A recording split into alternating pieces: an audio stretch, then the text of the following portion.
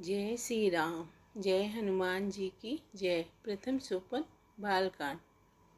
इस प्रकार शोभा के समुद्र तथा खर राक्षसों को मारने वाले भगवान प्रकट हुए। दोनों हाथ जोड़कर माता कहने लगी, हे अनंत, मैं किस प्रकार तुम्हारी स्तुति करूं? वेद और पुराण तुमको माया, गुण और ज्ञान से परे और परिमाण रहित बतलाते हैं।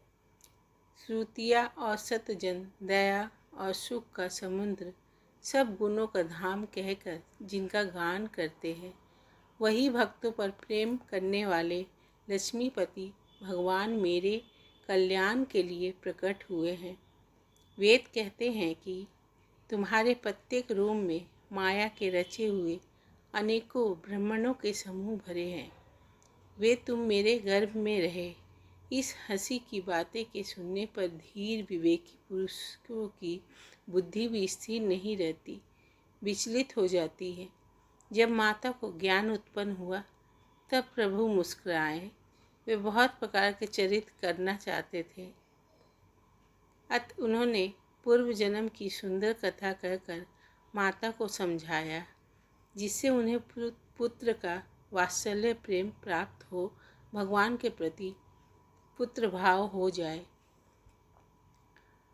माता की वह बुद्धि बदल गई। तब वह फिर बोली, हे तात, ये रूप छोड़कर अत्यंत प्रिय बाल लीला करो मेरे लिए, ये सुख परम अनुपम होगा।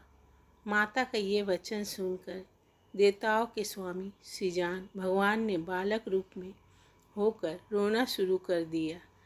तुलसीदास जी कहते हैं, जो इस चरित्र का गान करते हैं वे श्रीहरि का पद पाते हैं और फिर संसार रूपी के कूप में नहीं गिरते।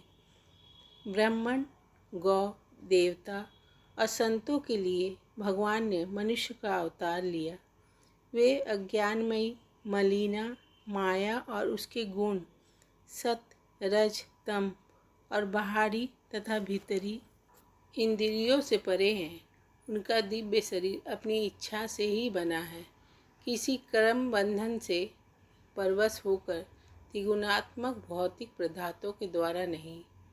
बच्चे के रोने की बहुत ही प्यारी ध्वनि सुनकर सब रानियां उतावली होकर दौड़ी चली आई।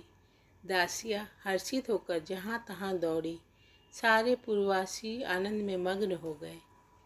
राजा दशरथ जी पुत्र का जन्म कानों से सुनकर मानो ब्रह्मानंद में समा गए।